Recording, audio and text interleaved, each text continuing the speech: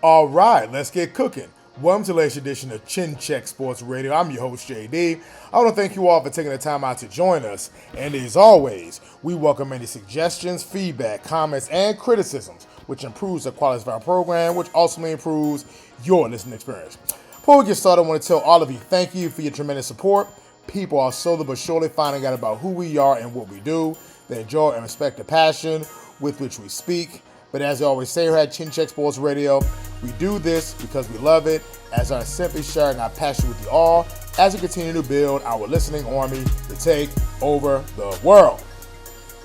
We know that we are your go-to on YouTube for Dallas Cowboys coverage throughout the NFL season, and then in all Dallas Cowboys coverage throughout the year. And the 2025 Dallas Cowboys Week 3 loss in the Windy City at the Chicago Bears at Soldier Field. And in a rather dreadful performance, let's jump right into our numbers here. Quarterback Dak Prescott, 31 of 40 attempts, 251 yards, 1 touchdown, 2 interceptions. Javonte Williams, 10 carries, 76 yards.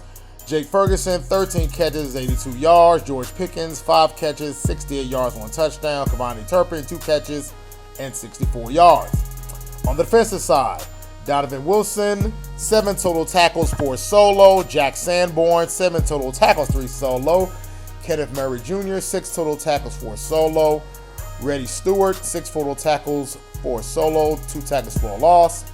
Trick Weezy Bridges, 4 total tackles, 3 solo. Malik Hooker, 3 total tackles, 3 solo. Wanye Thomas, 3 total tackles and 3 solo.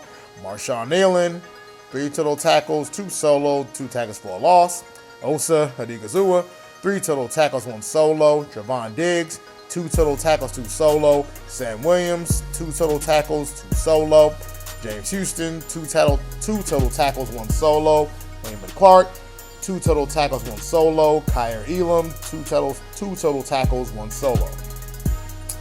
Folks, we say at Chin Check Sports Radio, we don't gloss over wins, nor do we overreact to losses.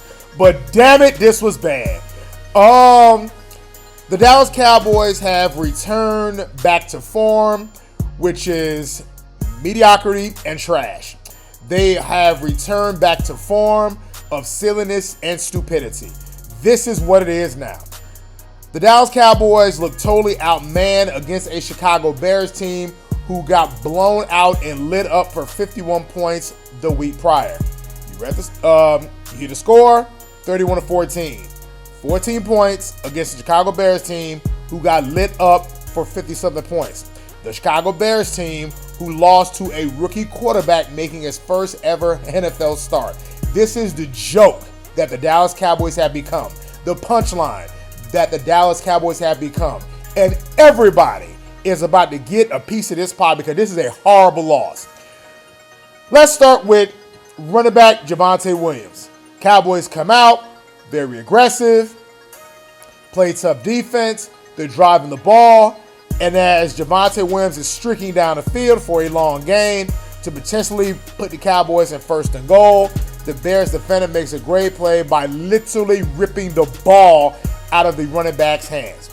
So bad right there to even start the game, and the Cowboys did their best to make it competitive, but fumbled the ball. We think he was out of bounds, but we weren't even mad about the call. Hold on to the damn football. Dallas Cowboys, this is what happens when you don't get quality running backs. This is what happens when you don't address the running back situation. By the way, where's the running back from Texas, the young kid who's been a healthy scratch all these weeks? But that's another conversation for another day. A kid who's a burner. So either the Cowboys draft poorly, or poor evaluator of talent, or the kid just can't play. But there's something there as to why the rookie from Texas Blue is not suiting up. Somebody please explain that to us. Other silliness of the day. Trevon Diggs. We said last week how Trevon Diggs was getting his ass lit up by Malik Neighbors. We said last week that Trevon Diggs is getting paid a lot of money. This is the Trevon Diggs who was fined a certain amount of money or didn't meet an incentive bonus or some kind of incentive in his salary for not rehabbing with the team. And Cowboys fans said the team was crazy and he didn't have to rehab with the team because he was rehabbing on his own, and he was on the field for week 1. Week 1 was a mirage, ladies and gentlemen. Week 1 is so far in the afterburner that Trevon Diggs looks cooked. Folks, how the hell? Oh, and also, like, before we get to the poor touchdown play, people kept saying, and I kept reading this online, that Matt Eberflus, and we'll get to him later on, Matt Eberflus plays a lot of zone coverage. Trevon Diggs is a man corner, so maybe Diggs is not a good fit for the system. Well, on the touchdown pass to Rome Odunze, playing man coverage, trying to jam, and falls, and dude just runs right past me and lights him up. This is a quarterback making $90 million. I want to just throw it out there. And it's bad. Let's go to the next silliness of the Dallas Cowboys. You're running the ball with relative ease on the Chicago Bears. Then you decide to do a handoff to CeeDee Lamb, who gets hurt, and he's out for the rest of the game. CeeDee Lamb's job is to catch passes. That's why you paid him all that money. He should not be taking handoffs out of the backfield. See what happened. Suffered some type of ankle sprain. He gave it a go on the very first play. He came back. He clearly wasn't the same. We said that CeeDee needed to go back to the locker room and start his treatment for next week. Other Dallas Cowboys silliness. I got safeties looking into the backfield, burned on long flea flickers. Folks, again, the Chicago Bears, besides their first 2 drives of their first 2 games against the Vikings and the Lions, looked horrible offensively, and all of a sudden, Caleb Williams looked like the number 1 overall draft pick just last season. So the Dallas Cowboys seem to be a remedy for quarterbacks who have been playing very poorly. That seems to be the common denominator the last 2 weeks. Matt Eberflus. Can we just make a decision to fire his ass now? It's not an overreaction. The Bears fired him during the season. Can we just move along now? Because I go back to the third quarter. Now, the Cowboys were down 14-6. They did battle back to tie the game up at 14, and that was it for the Dallas Cowboys.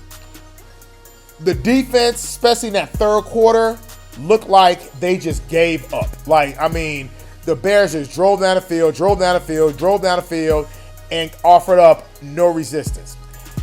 And the other thing about Dallas Cowboys, we got sick and tired of watching Dallas Cowboys slam helmets on the sideline, sulking on the bench, cussing and screaming and acting a fool.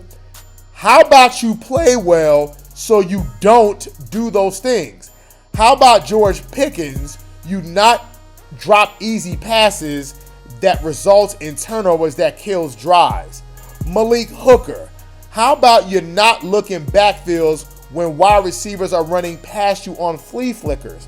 So we got sick and tired of the Dallas Cowboy players slamming helmets, pouting on benches, throwing stuff on benches, acting a complete ass on the sideline, and showing no leadership.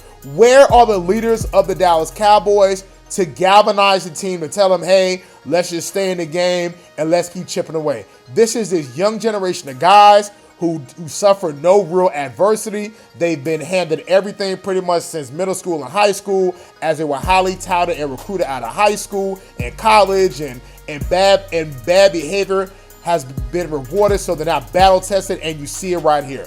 No maturity, no nothing. Continue along. Folks, where's pass rush? Where the hell is Jadeveon Clowney? Where's Jadeveon Clowney? Wasn't he just signed? Did we see? I didn't call his name out on these lack of defensive stats. Where the hell was Clowney? Folks, remember when Cowboys fans convinced themselves that Sam Williams was the answer, Dante Fowler was the answer? Ladies and gentlemen, they offered up nothing. Folks, they got 0 sacks on Caleb Williams. Caleb Williams threw for 4 touchdowns, 142 passer rating, folks, Caleb Williams had his best game as a pro against this Dallas Cowboys defense. No pass rush. Hell, no pressure. Allowed to sit back there and pick this team apart. Folks.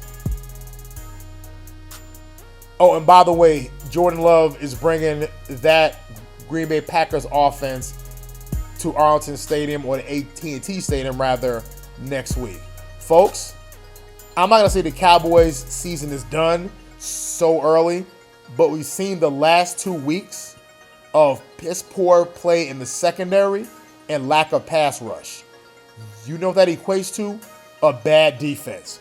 And bad defenses get your asses handed to you.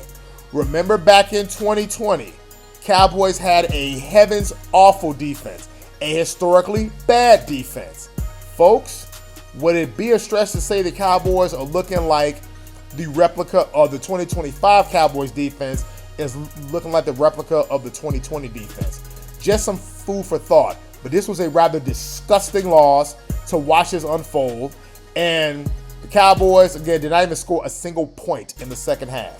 Through piss poor turnovers, interceptions. Folks, your highest paid quarterback, Dak Prescott, was pulled in the fourth quarter for the backup quarterback with 4 or 5 minutes left to go in the game. In a disgusting performance, even though the Packers lost against the Cleveland Browns, but the Green Bay Packers should be heavily favored coming into Dallas next week on Sunday night to play the Cowboys, because again, they've lit the Cowboys up the last couple times they played them, including a playoff loss that the Cowboys really haven't recovered from. So this was an awful loss and a disgusting performance by the Dallas Cowboys. We don't want to say they quit, especially on the defensive side, but damn it, by that third quarter, you didn't see a need for a stop, and it looks like that they just mailed it in. Here's what you do. Guys need to start getting cut. Start cutting guys to send a message to the rest of them because they're tired of talking. Oh, and by the way, Kenny Clark, who we traded Micah Parsons for, who was included in the Micah Parsons deal, was injured as well, along with Trevon Diggs, who's been cheating Jerry out of some damn good money. So, disgusting performance. We'll see what happens next week. And until the next time, it's Chin Check Sports Radio. Signing out.